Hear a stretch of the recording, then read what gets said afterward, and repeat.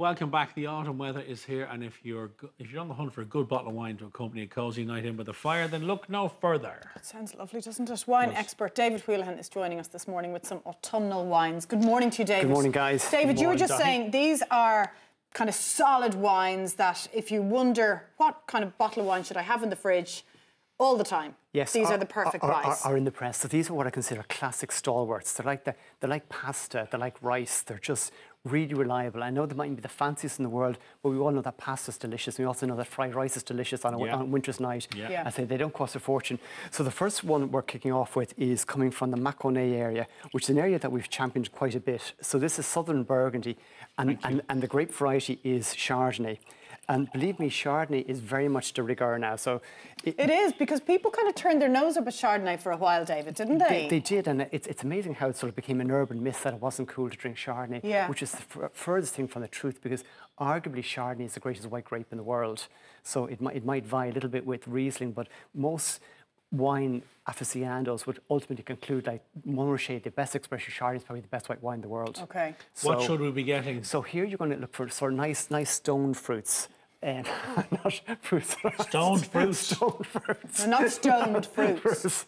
Stoned fruits. Like fruits with stones. Peaches. Exactly. We need to qualify that.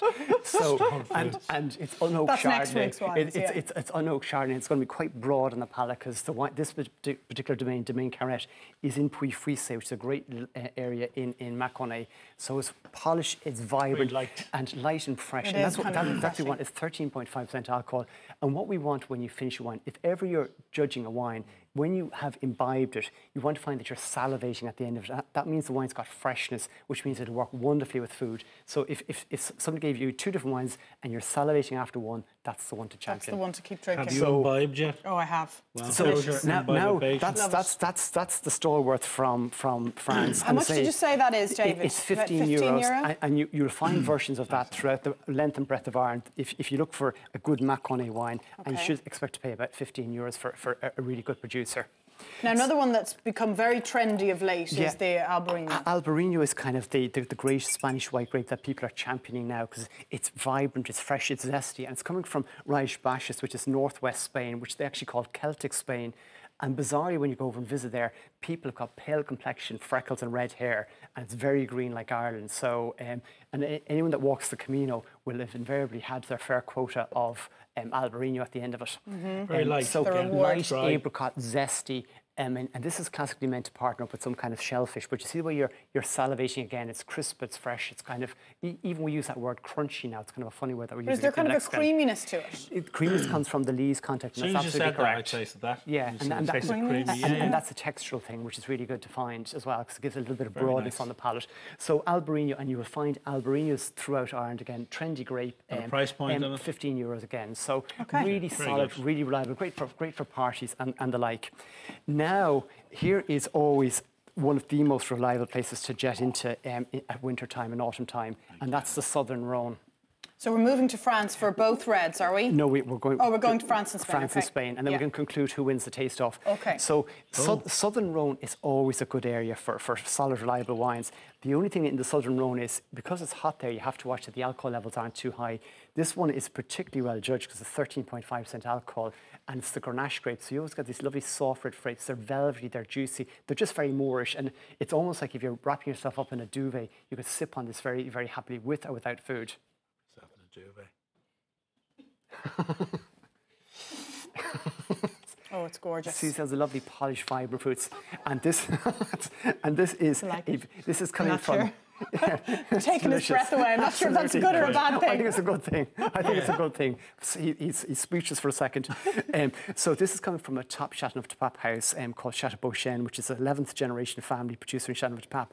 But this is their kind of entry level one, Le Petit Bie, and it's 15 euros. Which is that kind of juicy, soft, and the Grenache grape will always give you that kind of lovely, soft, rounded palate. So it's always very reliable. So Southern Rhone, Côte de Rhone Village, Côte de Rhone, always very reliable and widely available throughout the country. And around the same price? It's 15 euros as well. 15 as well. What's the ideal food to pair that with, David? Well, any kind of stew or meat dish or whatever will be the classic. Cassoulet. Voilà, cassoulet. Voilà, le cassoulet, c'est parfait. Merveilleux. Yeah, we will.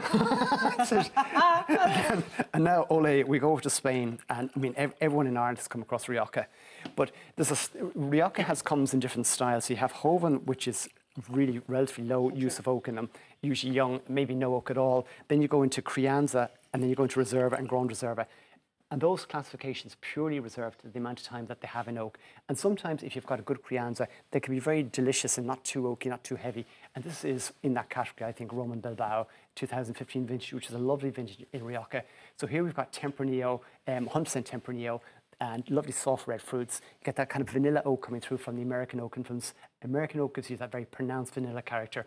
Once again, you find yourself salivating. It's fresh, it's vibrant, 14% alcohol, so not too heavy. Not too heavy, but heavier than the last one, I would say. Or more full-bodied. It's more full-bodied, and that's the oak influence coming in there. That's giving that feeling on the palate. So these are all really reliable wines, all available in the country.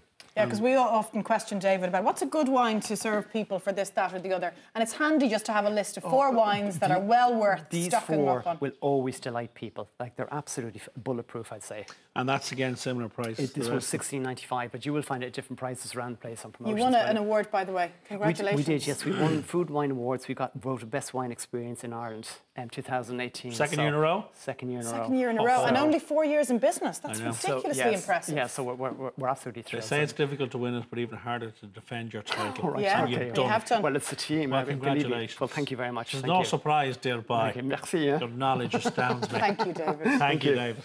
Right, earlier on we got to tuck into Indian-style mackerel. Here's how to copy us.